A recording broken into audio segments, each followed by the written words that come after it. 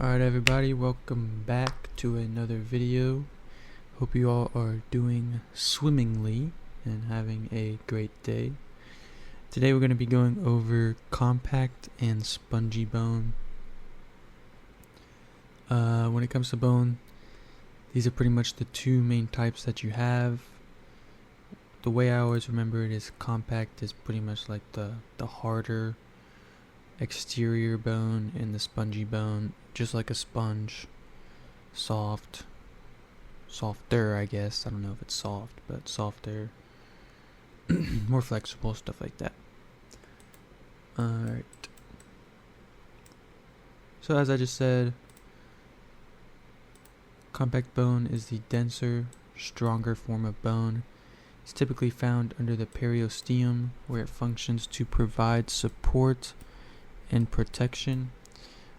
If you remember correctly from our discussion of bone structure, there was the periosteum and the endosteum. If you remember your anatomical, just basic prefixes, endo is in, and then periosteum is going to be on like the outer layer.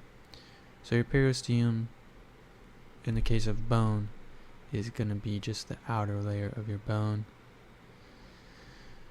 So that's where your compact bone is typically going to be found, and because the compact bone is denser and stronger, it's essential to providing the support and protection that a bone is able to provide. So the structural unit of compact bone is the osteon. Should be familiar with that term if you've learned about bone before. The main components include the lamellae, I don't know if I'm saying that right, Haversian canal, and the perforating canal. Another term for osteon is also the Haversian system. They're kind of interchangeable. So if you hear one of these words, you can think of it as the other. So the components that we just talked about, the lamellae is the calcified concentric rings that surround the Haversian canal. And then the Haversian canal itself is a central canal. It contains blood vessels, nerves, and lymphatic vessels. This canal is essential as it provides the bone, the osteon, with the nutrients, the nerves for function, and the lymphatic vessels. The perforating canal allows nutrient vessels to reach from the periosteum to the bone tissue. All this pretty important to remember. The basic makeup of each osteon, and the osteon itself is the structural unit of compact bone.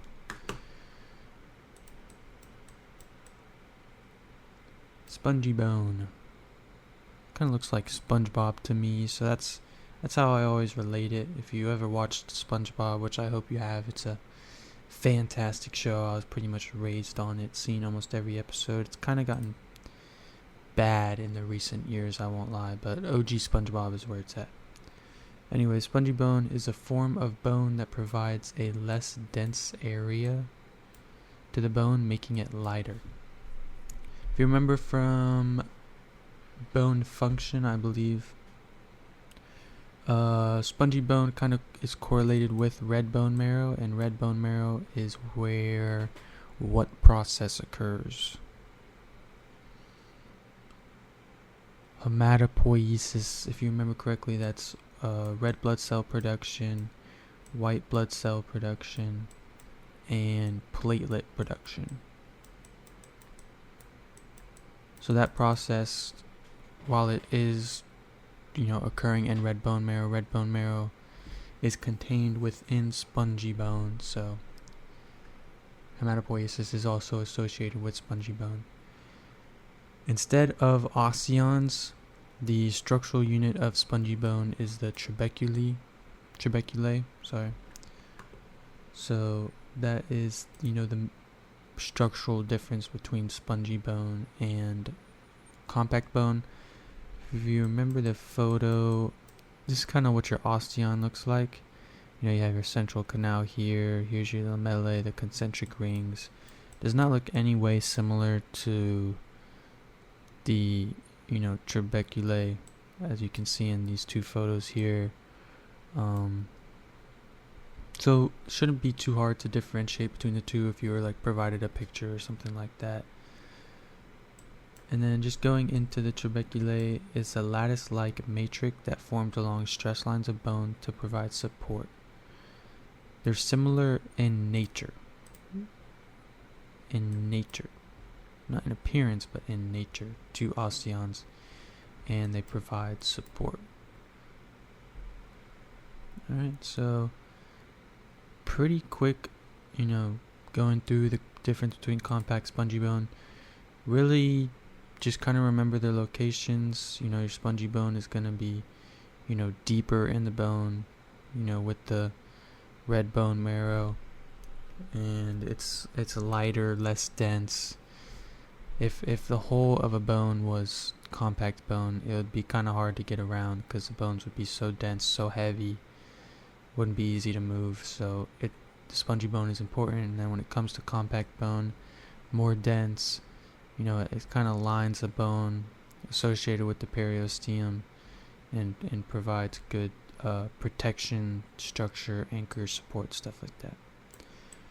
So for our quiz question here, you can automatically rule out this right here. I just kind of put that there as an extra answer.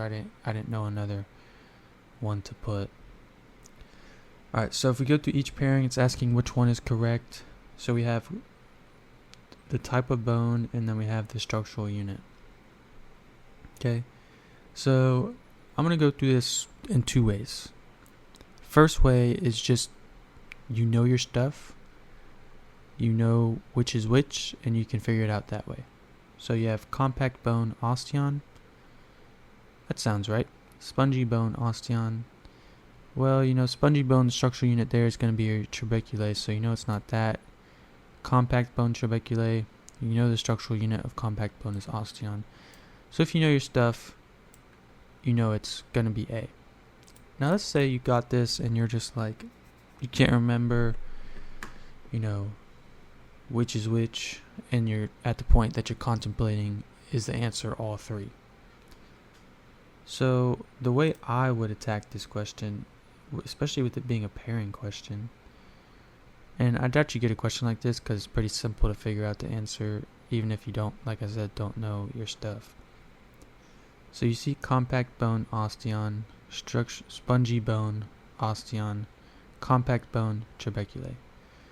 So you automatically know that if osteon is listed twice, then it's probably not going to be, this one. Okay?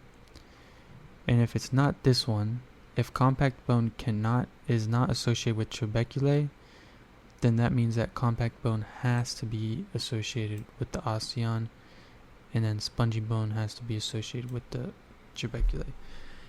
You only have two types of bone, and each bone only has one structural unit. So even if you know that and don't even remember the names or the names of the structural units, you can still figure out this question. So there's really no excuse, guys. No excuse to not get this one right. Alright, here, which is not a component of osteons. This one, you kind of got to know. Even though you should know, since osteon's a structural unit and trabeculae is a structural unit, it's not going to be trabeculae. So trabeculae is going to be the answer there because that's not going to be a component of osteon. If you remember correctly, the lamellae is the concentric rings like this. These rings right here. Your perforating canal is going to be the one that connects the periosteum to the bone tissue, allows for the nutrients to get through. So that is a part of the osteon. And then your reversion canal is this right here. your nerves, your blood vessels, lymphatic vessels, stuff like that. So that is an important component of osteons. And that is that, I believe. There's no other questions. Like I said, pretty quick getting through these compact bone versus spongy bone. Pretty simple. Just know the basics. It's not too difficult, not too in-depth of a topic. I believe next video we'll be getting into the axial versus appendicular skeleton, and then after that we're getting into the bones, the 206 bones, where they are, what they do, stuff like that. So that to me, when I was learning, going through this, taking notes and stuff, that to me was the most exciting part, especially as someone who really enjoys anatomy and physiology. So hope you guys are looking forward to that. Hope you guys are enjoying these videos, getting something out of them. If you guys feel like there's anything else that I can be doing, slowing down, discussing more, just let me know. I'm kind of new to this, I'm not gonna lie to you. So if you have any words of wisdom, advice, whatever, I'm open, I'm listening. But if not, end all be all, hope you guys are just at least learning a little bit, taken away from these videos.